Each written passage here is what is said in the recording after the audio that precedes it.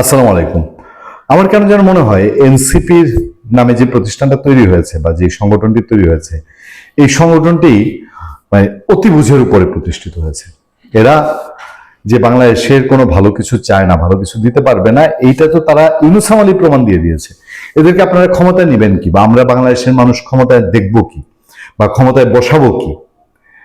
আমরা তো একরকম তাদের ট্রায়াল দেখে ফেলেছি। ডক্টর ইউনূস আমলে এনসিপির টোটাল প্রশাসনে আধিপত্য ছিল, পুরো দেশে আধিপত্য ছিল, পুরো দেশে তারা যা চেয়েছে তাই করেছে। ইউনূস বদলের পরপরই তো সাজিদ সালাম বলেছে, আরে আমরা যা ইচ্ছা তাই করছি। আমাদের পোলাপান মন চাইছে সচিবালয়ে ঢুকে গেছে, আমাদের পোলাপান মন চাইছে 5টা উপদেষ্টা বসে রয়েছে, কি ড্যাম মুডে মানে বলতেছে, একদম চিল্ড মুডে, যে 5টা উপদেষ্টার এখানে গিয়ে গালিগালাজ করতেছে। মানে লঙ্কা কাণ্ড, মবের কাণ্ড, মবের দেশ, মগের মুল্লুক যা ছিল। তো ওই দেশ চালানো তো দেখেছি আমরা।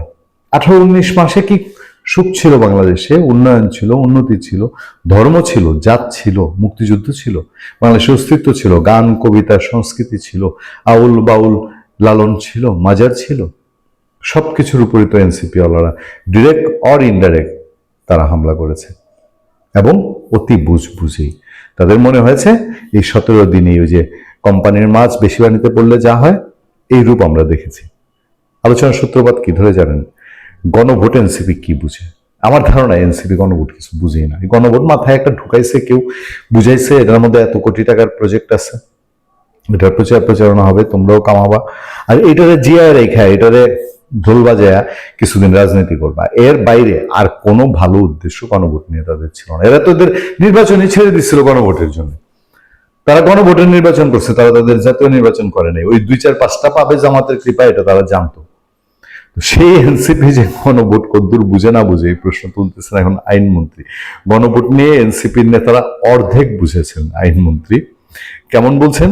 গণভোটের বিষয়ে এনসিপি নেতাদের বক্তব্য সঠিক নয় বলে মন্তব্য করেছেন আইনমন্ত্রী মোহাম্মদ আনিসুজ্জামান। তিনি বলেন, এই বিষয়ে তারা পুরো বিষয়টি না বুঝেই কথা বলছেন এবং বিষয়টি অর্ধেক বুঝে মন্তব্য করছেন।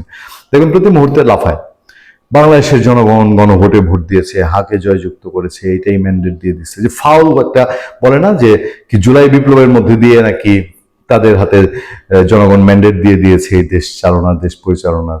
বোগাস কথা। এদের পুরো 420 গিরির একটা প্রমাণ হলো এটা। জুলাই আন্দোলন করছে কোটা আন্দোলন নিয়ে, চাকরি যায় কোটা যায় না এইসব নিয়ে আন্দোলন করছে, এখন এটারে ফাও বেঁচে গেছে। কুষ্টিয়ায় আইনমন্ত্রী বলছেন, এনসিপির নেতারা গণভোট নিয়ে যেসব বক্তব্য দিচ্ছেন তা তারা না বুঝেই দিচ্ছেন, তারা অর্ধেক বুঝেছেন। আমরা তাদের এই বক্তব্যের জবাব জাতীয় সংসদে দেব। তারা যে বক্তব্য দিচ্ছেন তা সঠিক নয়। বিএনপি জুলাই সনদকে শ্রদ্ধা করে এবং আমরা জুলাই সনদের আলোকেই পথ হেঁটে যেতে চাই। ইমোশন ও আইনের একসঙ্গে নিয়ে আমরা চলতে চাই। আমাদের যেটুকু বুঝ হয়ে যাওয়ার এতটুকু হয়েছে, সেটা হলো বিএনপি তার 31 দফা সংস্কারে থাকবে, এবং এই 31 দফার সাথে এই যে জুলাই সনদ যেটা সাইন করেছিল, এখানে যেগুলো কমন পড়ে এগুলো বিএনপি খুব জোরালো ভাবে করবে। একসাথে সাপও মরবে, লাঠিও ভাঙবে না।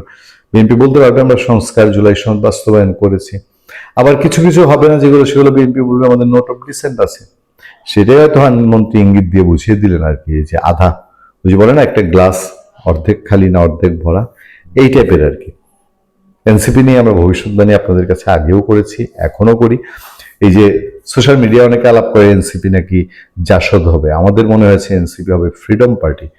আওয়ামী লীগ তো আসবে, আওয়ামী লীগ আসার আগে পিছের মধ্যে দিয়ে ওই ফ্রিডম পার্টির যেই সিচুয়েশন হয়েছে, যে এইবারে নির্বাচনে এনসিপি আছে, আগামী নির্বাচনে 6টার জায়গায় 3টায় আসবে কিনা, তারপরে এটা ভ্যানিশ হয়ে যাবে কিনা, সেসবই তো এখন দেখার বিষয়। ভালো থাকবেন, সুস্থ থাকবেন। আপনার সাথে আমি আতিক রহমান, পূর্ণিয়া।